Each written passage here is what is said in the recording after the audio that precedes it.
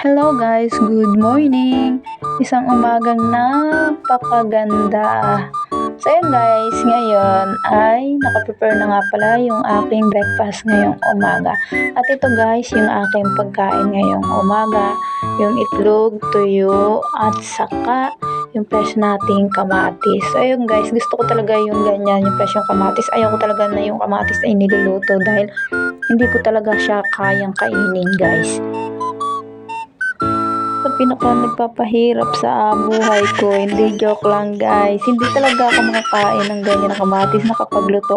Kaya mas okay sa akin siya guys kapag hilaw dahil maganda yan sa ating katawan. At sa mga hindi pa nag-aalmusal dyan, sa mga hindi pa nakakabangon, yung mga tulog pa, nahilig pa, parang mantika, ay magsibangon na kayo at magsimula na kayo magluto para makapag-almusal na guys.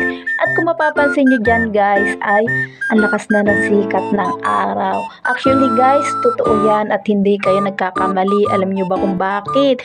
Ay sadyang pinagpala kami dito sa lugar namin ng Mauban dahil mainit ngayon.